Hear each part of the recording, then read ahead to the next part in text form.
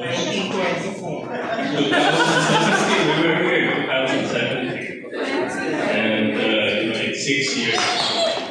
So now we are rather here that we would like everybody to be happy and have a Merry Christmas.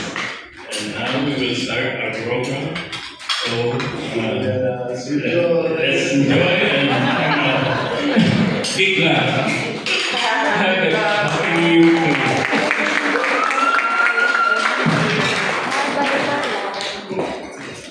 Okay, we start from the eldest. Mami, please come forward. We go backwards and we go forward to the people.